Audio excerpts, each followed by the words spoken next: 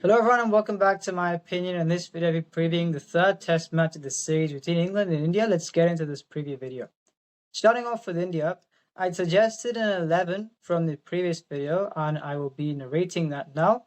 This 11 will be KL Rahul, Yashasvi Jaiswal, Karun Nair 3, Shubman Gill 4, Rishabh Pant 5, Ravindra Jadeja number 6, Washington Sundar 7, Bumrah 8, Arshdeep Singh 9, Akashdeep 10 and Prasidh Krishna at number 11. I spoke about Siraj's workload in the previous video and in the last few videos, and I had said they should preserve him for the last two test matches because he didn't bowl many overs in the second innings of the second test match, but he did bowl quite a few overs in the first three innings.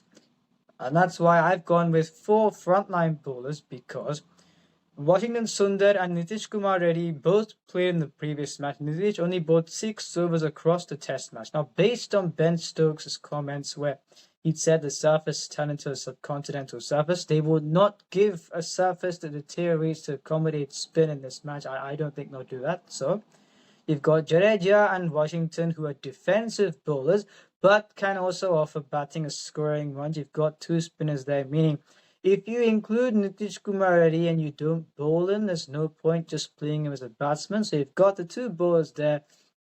And then four frontline fast bowlers in Bumrah, Arshdeep Singh, Akashdeep, and Prasidh Krishna. He didn't bowl well in the first innings of the previous match, and in the second inning, I thought he bowled similar deliveries or similar lengths rather, but credit where it's due, he bowled the economy rate to under 3. But say, if there was another seamer outside who bowled for the lengths, I would have replaced him with that seamer, but they haven't. Looking outside, there is not that frontline bowler who would do that, but Siraj, who I'm resting for workload, and that's why I think this is how they should go. I hope they go with this 11 and they don't look for batting depth. You play Nitish Kumar Reddy and then you don't bowl in because whatever you say, Bumrah is being managed. And that's why I don't want him to have to bowl more overs. I talked about the ratio, the 1 in 4. I'd rather he falls under that ratio if you've got 4 frontline fast bowlers and 2 supporting spinners. So nothing much else to say about India. I think this is what they should go with.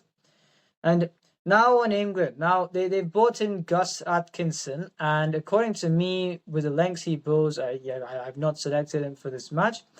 How I'd go from an England perspective would be Zach Crowley, Ben Duckett, Ollie Pope 3, Joe Root 4, Harry Brook 5, Ben Stokes 6, Jamie Smith 7, Chris Wilkes 8, Jofra Archer 9, Shoaib Bashir 10, Sam Quickland. Now, there's a conversation to say you could play Jacob Bedell ahead of Shoaib Bashir. Now, I've not played Shoaib Bashir because he'd be my frontline spinner. I've played him because, and I mentioned this in the previous video as well, if you can keep Jamie Overton in, so no disrespect to him, but he's not going to play because they keep bringing fast bowlers, so he won't play because you've got fast bowlers who are better than him, according to me and according to many people, I'm sure.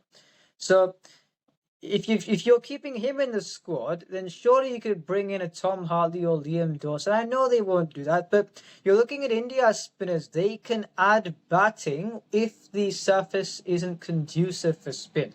But does Shoaib Bashir add batting? No. So you're not strengthening your side with one slot. I would have brought in one of Tom Hartley or Liam Dawson, but they haven't done that.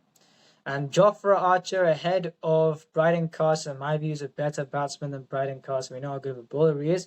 Sam Cook can bowl full lengths, which both, well, I think Josh Tang hasn't bowled well thus far. Gus Atkinson doesn't bowl full. So you've got Chris Wilkes, Jofra Archer, Sam Cook to bowl up front. Then you've got Ben Stokes, the fourth seamer. In an ideal world, you could have played Tom Hardy or Dawson ahead of Bashir, but that's not in their plan, I don't think. Now, if you back Jacob Bedell as a bowler, what you could do is you could play him ahead of Shoaib Bashir and you could maybe go with Joe Root. They'll have to. I don't think they'll give a surface that deteriorates. So if they do that, if they have enough faith in Jacob Bedell to play that role, then of course they don't play him. And I've not seen him bowl in test matches at all. So if he can bowl a decent amount of overs if required, then they would know that. It's up to them, but I think they should have selected the squad better. And people are criticizing their approach. I said this in the previous video. They should not change their approach because apart from Stokes and Root, none of the other players there would be content playing defensively or playing for a draw as we saw before if you try and change their games, then they will falter, and that's why I think they should not change the way they go with the ball. And now for the 11 comparison, the top four where for India, you've got KL Rahul, Yashasvi Jaiswal, Karun Nair, Shubman Gill compared with Zach Crowley, Ben Duckett, Ollie Pope, and Joe Root. I'd still say if you're especially comparing the four of India versus at least the three of England, you'd think that they've got a greater ability and greater reliability. You've got Joe Root, who hasn't got a big score as far in the series, but he's a world-class player.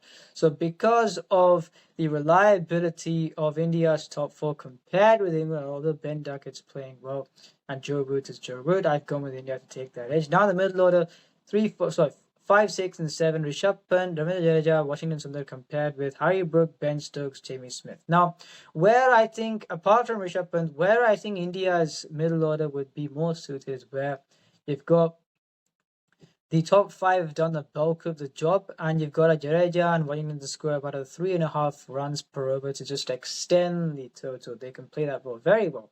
Compared with England, you've got Harry Brook could be destructive. Jamie Smith, we saw how he's played in both innings. Ben Stokes hasn't come to the party much, but as I said, he'll play two defining innings a series, and that time is coming closer. So for 5, 6, 7, despite Rishabh Pant is playing very well, I've gone with England to take the edge. And now the most important edge, the fast bowling. India have got Bumrah, Arshdeep, Akashdeep, Prasidh Krishna compared with Chris Woakes, Jofra Archer, Sam Cook, Ben Stokes. Now, will Jofra Archer last bowling 20 overs in an innings? You don't know. Chris Woakes, he'll be good at this. He's got a very, very good record at this venue. Sam Cook, he bowls full lengths. Ben Stokes can also be a four-seamer. But Arshdeep is world-class. Akashdeep, you saw the previous match. Bumrah, world-class. Prasidh Krishna, it's been, a stat has been said before where compared to Leeds, you don't have to be as full at this venue to hit the stumps, and given the lengths Prasidh Krishna bowls, he may go better at this venue than the previous venue. So you've got 4 frontline bowlers of India, and you don't know whether the England bowlers can keep fit. That's why I've gone with India to take the edge overall, and I feel they're going to win this test match. And if you enjoy this video, please subscribe, share with friends. Remember, this is my opinion. What's yours?